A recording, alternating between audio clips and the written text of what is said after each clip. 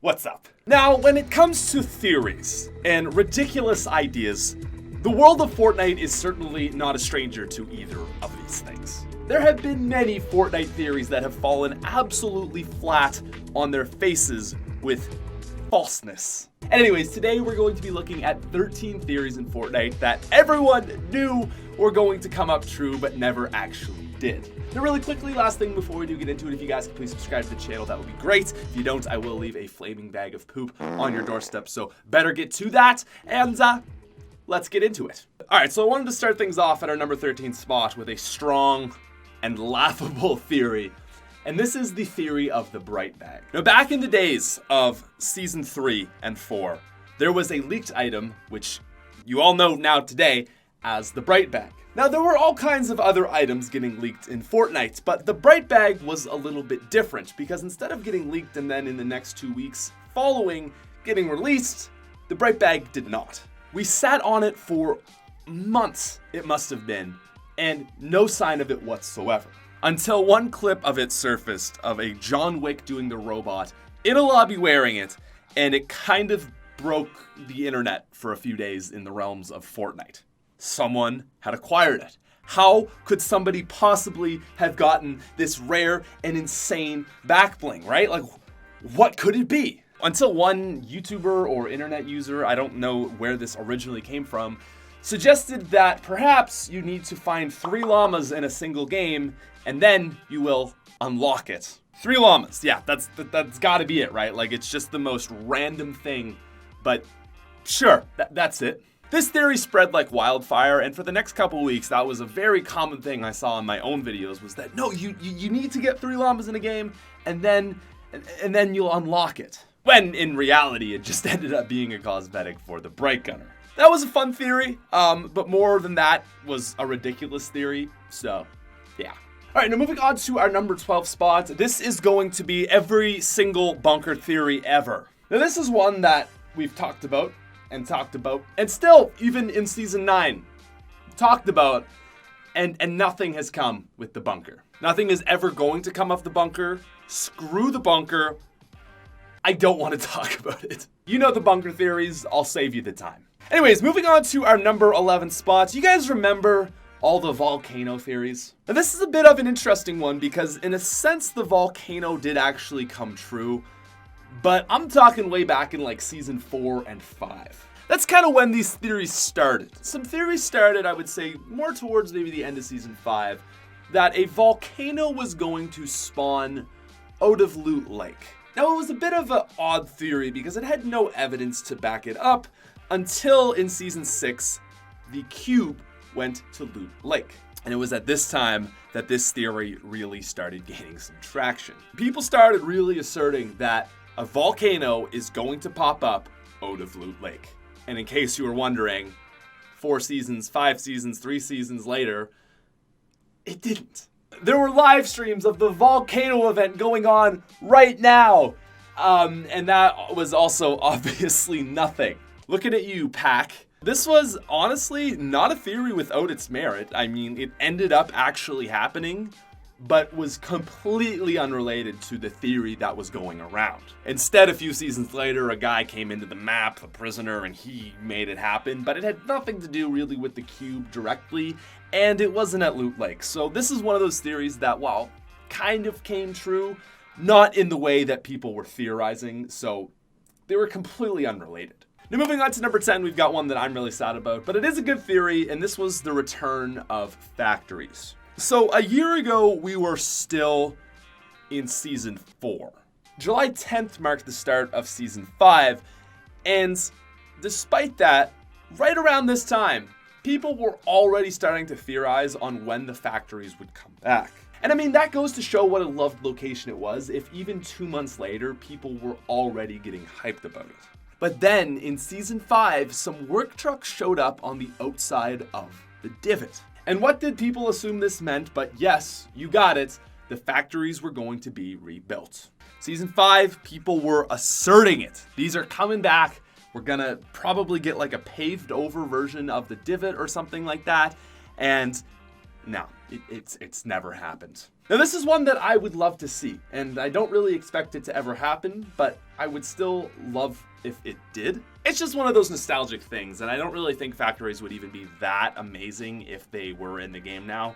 But it would be something nice for the fans to kind of go back to. Now this is a really funny theory because it has nothing to do with gameplay or storyline, but more just the actual overall state of Fortnite. So even like a year ago, people were already theorizing the downfall of Fortnite. And I gotta say, a whole year later, I am impressed that the game is still going at the rate it is. But the theories surrounding Fortnite's death even a year ago were really, really absurd.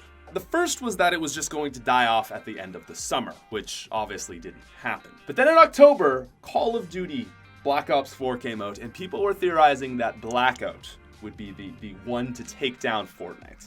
And no one is talking about Blackout anymore. Don't get me wrong, I thought it was an okay game mode, but yeah, didn't even really put a dent in Fortnite's armor. So that kind of went away. But then, out of nowheres, Apex Legends dropped, and this was like the true competition with Fortnite. It was a great game, there was a lot of hype around it, and I really did genuinely enjoy it. Epic even panicked, and everyone was saying, this is it. This is the end of Fortnite. And once again, I mean, Fortnite's still here, and I don't really see a ton of people talking about Apex or any of those other games, so yeah. And now people are even saying that Minecraft is going to be the game to kill off Fortnite, which I think would be hilariously ironic, but it's unlikely.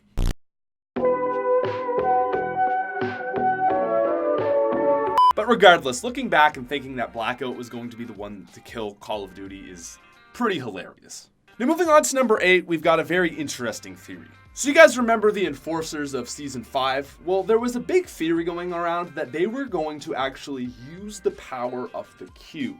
They were going to take over the island with that power and basically make a giant floating city. Which is one of those weird things because in a way, like that actually kind of happened. It's kind of like the volcano theory where if you just throw out enough ideas, eventually you're going to hit something. But this is an odd one. Like no, the Enforcers had no effect on really anything to do with the map. And it's debatable whether it's the energy of the cube or the vault that's powering Tilted. But, I mean, still, a weird energy source powering a new floating futuristic city. Kind of weird how close that is to actually what's happening in Season 9. Not really quite there, and more so is just that this theory wasn't based off of any evidence, but just like a fun idea. Still, though, it's weird at how close this actually was to what has happened. Now, moving on to our number 7 spot, this is going to be Christmas in July. So one of the most notable things for 2017 Christmas of Fortnite were the skins. You had Crackshot, Yuletide Ranger, Nogops, the Gingerbread skins, Codename Elf, and the Red-Nosed Raider. And as these skins were Christmas exclusives, these skins became rare, and then as a function of that, very sought after. And a lot of people started theorizing that, like, there's no way Epic will wait all the way till Christmas time again to release them. And what people started theorizing is that they would release them in July for what is known as Christmas in July. Now, I am familiar with what this is, but to my understanding, it's more of an Australian thing than a North American thing. But regardless, the name is quite appealing, and this led people to believing that Epic would drop these skins in July. They didn't, and instead they waited again all the way till Christmas to release them. Now, coming at number 6, this was a personal theory of mine that I really believed in, and this is that Lux is a dragon. So the Season 8 Tier 100 skin Lux was disappointing, underwhelming, and there was a lot of clues around it that she was like some sort of a hidden dragon. Now, I still believe that, and I think Epic really did lay the clues there for it. If you want to watch the whole video, boom. But that being said, certainly nothing came about with this theory. My prediction was that she would have some sort of transformation or a new feature or new unlockable skin, and that didn't come true. So I thought I'd include my own theory just because, again, I was pretty sure myself on that one, and no, I was a little bit wrong. Now moving on to our number 5 spot, this is actually related to the theme of Season 5. So during this time, there was some sort of visual glitch going on with the original Loot Lake. If you look at it from the right angle, you could see some weird triangle thing underneath the water. And as the Fortnite community does, this got people speculating. The theory was basically that there is a hidden pyramid under Loot Lake, kind of like the Volcano one, but a little bit more evidence to this. And people thought that it was going to rise from the lake and be a new POI. But as all things turn out in Fortnite, it didn't. Now moving on to number 4, we've got an even further extension to the pyramid theory. So at the end of Season 4, there were all these bones and stuff popping up all around the map to kind of get us invested and interested in what was going to come of Season 5. We had like Viking stuff and dinosaur bones, and people really thought that it was going for like an old theme. Precisely Egyptians. And along with Egyptians, Romans, and all sorts of old skins and stuff that never really came to be. There were so many theories on a Egypt, Greece, Rome sort of themed battle pass. And again, I guess it really stemmed from the pyramid that was just a visual glitch from Loot Lake. That, combined with the fact that we were already seeing some Viking stuff around the map from the rifts, was actually not a bad theory in theory, but in practice, it certainly never turned out to be anything. Because then Season 5 came out and it ended up being like this weird anime/Viking crossover season. So yeah.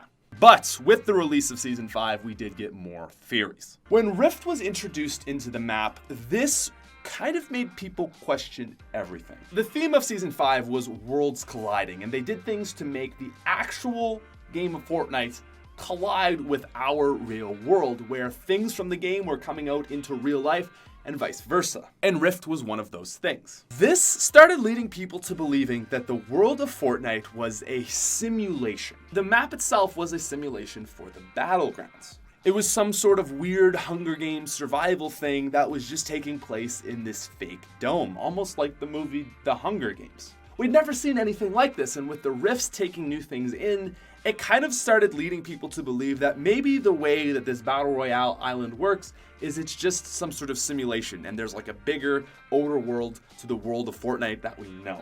Now that hasn't been proved, but it also hasn't really been proved to be completely false. We don't have a full understanding on what the world of Fortnite is yet, so it's kind of interesting in that sense, but I think generally the takeaway is that this idea is not true. That said though, I don't think Epic has really done a good job of laying the breadcrumbs down for any like lead to any idea surrounding this, so I'm just gonna end that theory there because it's still kind of open-ended. But what's not open-ended is the Leviathan game mode. Good old 50v50 escort the Leviathan. You guys remember that, right? Back in Season 4 and 5? Yeah, you remember playing that one? It was good times. Good times.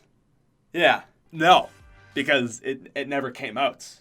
But there was a very, very big theory that it would come out, and it never did. The theory was that there was going to be a 50v50 game mode where one team would control a giant Leviathan, and they had to get it to Moisty Mire. Moisty Mire, Wailing Woods, Greasy Grove, these kind of seem to be like the 3 main places for this guy. So one player would control him, the other players on that team would defend him, and then the other team had to stop the Leviathan from getting where he needed to go. My uncle works for Epic Games, and he told me this is coming out because there wasn't really any concrete evidence as to this being a real game mode, but it kind of just took like on its own joke of itself. People started pretending that they had actually played this game mode in Season 4 and 5 and would reminisce on, man, that sure was like a fun game mode, wasn't it? And then everyone got in on it, pretending that like it actually existed when no such game mode has. Anyways, though, we got one more theory for you. This is the most iconic theory of all time because it was like the first theory. The first time we were picked up by Epic Games in excitement and just dropped and thrown out the window and had a bag of flaming poop thrown on us. Because this was the introduction of a meteor in the sky. You did some weird code data mining tricks, you would get a coordinate for the same coordinate that has tilted towers. And this got people to believe that the meteor would destroy tilted towers. Which, in case anyone was wondering, spoilers, it didn't. Now, further crazy data hacking stuff revealed that if you, I don't even understand, but you got some sort of raw information from the meteor, and it would actually show an image of the Take the L dance. That's some A1 trolling right there. But at the end of the day, the meteor theory that it would hit tilted towers is absolutely by far, I think, the most common theory, the most noteworthy theory, and it was the first big theory. Anyways, ladies and gentlemen, that is going to be our video for today. If you guys enjoyed this, make sure to leave a like, and if you're new to the channel, please subscribe. Let me know if there's any theories that I missed out on, and maybe we can do a part 2 to this if you guys want to see that. And other than that, have a great day. I'll talk to you later. Peace out, you freaking nerds.